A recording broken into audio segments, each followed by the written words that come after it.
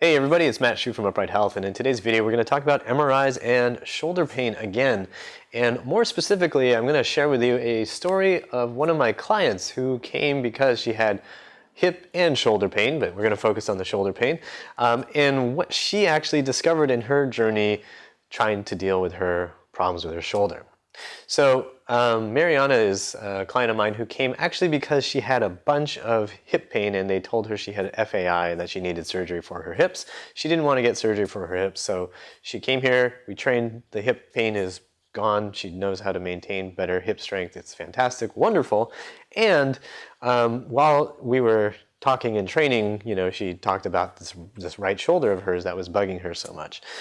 So her right shoulder bugged her for 8 years. So it's not like this was like an 8-week temporary thing. This was 8 long years where she was going to physical therapy, she was going to doctors, she was getting it investigated, and nobody was really giving her any good answers for why her shoulder was hurting. So she couldn't lie on her side, she couldn't sleep well because she would wake up in the middle of the night. If she rolled on her side, the shoulder would hurt. Sometimes she would wake up and it would just be aching and just keeping her up all night. So it wasn't really fun for her. After, I would say, less than a month of actually dedicated training to get the shoulders back, her shoulders stopped bothering her. Okay, so that's the happy ending, right? The happy ending is, despite 8 years of just sort of shoulder hurting, within a month she was able to retrain her shoulder musculature and everything went fine. So now she knows how to make that shoulder feel good and keep it feeling good. If you're interested in doing that for yourself, definitely check out the Shoulder Fix. That's a program that we set up to help people do that kind of thing for themselves. So if your shoulder keeps you up at night, definitely check that program out. You'll find a link in the description. The thing that's really interesting about her shoulder and her MRIs is that she had MRIs done twice. So not 4 times, twice. She got MRIs done twice over this 8-year period. So she got her MRIs done at one point to find out what was causing her pain, which is a really common course of action that people take. And in the first MRI, there were a whole bunch of bad things. They were saying labral tears, they were saying fraying of tendons. Basically, it doesn't look good. It just doesn't look good in there, and you might want to consider surgery when things don't look good on that MRI, right? So she actually didn't get a surgery. She went through a bunch of PT and the shoulder just stayed bad. And then a couple years later, the shoulder was still bad. It was 2 to 3 years later that she got the second MRI done on her shoulder. And you would think if the shoulder is still hurting, the shoulder is still painful, the shoulder is still bugging her, waking her up at night, you would think if MRIs are really as useful and accurate as we generally tend to believe, that you would find in that second MRI that the shoulder is still cruddy, right? You would still see the fraying, you would see the labral tear, everything's just bad. What was interesting was in the report, her second MRI basically said, no, there's nothing really of note. But the shoulder was still hurting, okay? So there's a couple things that you could take away from this. The first thing you could take away from this is maybe the second MRI, the radiologist, maybe the guy reading the MRI doesn't know what he's talking about. Maybe he's just really bad at reading the actual image. That's a possibility. Just keep in mind that if that's a possibility, a bad MRI reader could read that badly both directions, probably, right? Human error is definitely something that comes up in everything. Everybody is unfortunately imperfect, right? We don't always come up with the exact right answer to things all the time.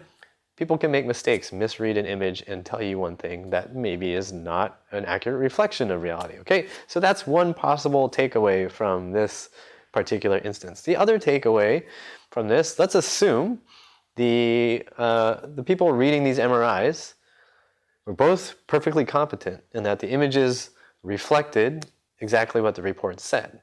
In that case, you have this great opportunity to see what happens in one human being in relationship to what shows up in an MRI and what shows up in their body, and then what shows up later in the MRI when the symptoms are still the same, right? This is a perfect opportunity to see how significant MRIs are in terms of explaining the actual symptoms. So again, in the first MRI, all kinds of crap stuff, pathology, blah, blah, blah, not good. second MRI, still the same symptoms, still the same problems. Pathologies are not there. And in fact, all that fraying and things like that seem to have disappeared. If that's the case, if you assume that the images are accurate, the interpretations are accurate, if what happened to her is the case, then you also have a really clear example that the pathology in the MRIs doesn't actually link up to symptoms, right? If that's the case, then should you make decisions based on what you see in the MRIs? I am of the opinion, and I'm not a doctor, but I am of the opinion that given that set of facts, you really shouldn't make really drastic decisions based on what you see in the images, right? If in fact the things in the images were the thing causing the problem, when those things disappeared from the images, the problems should have also disappeared. But the problems in the images disappeared and the problems in the body and the shoulder were still there. And now that she's trained the muscles to actually stabilize the shoulder feels good. So it seems like whatever the pathologies were in the first MRI really were irrelevant. So wanted to share that story with you because it's such a clear example of either human error, basically injecting a lot of uncertainty into what the MRI means, or it's a shining example of how little the MRI actually means when you have shoulder pain, right? Or how little it could mean. Maybe sometimes it does matter, but in this instance, it clearly didn't matter. And the only way to figure that out was to actually just pay attention, do some exercise, retrain the shoulder, see what happens. If it got better, which it did, then it really didn't matter what was in the MRI. So it's not really that rare a story for us to work with people who have issues that show up in MRIs and just train the pain away. That's a pretty common outcome for a lot of people here. But it's really uncommon for people to have that big spread on MRIs and be able to have that view over a course of years to see what happens to it. So I was really excited to share that with you guys. I hope it helps you out. If you have shoulder pain, definitely go check out the Shoulder Fix at theshoulderfix.com. We'll have a link in the description section. If you've got other questions, you can always leave them in the comments. We do try to catch up on those from time to time. If you really want to get your questions answered, you can check out the Insider program, the Upright Insider program. The link is going to be in the description. And also remember to like us on Facebook because we like you.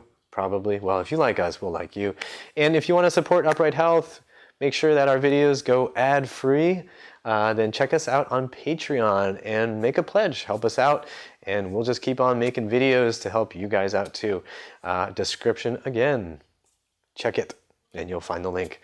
Thanks everybody for your time, attention, and your open mind. And always remember that pain sucks. Life shouldn't. If you liked the video, don't forget to like, share, and comment. And don't forget to subscribe.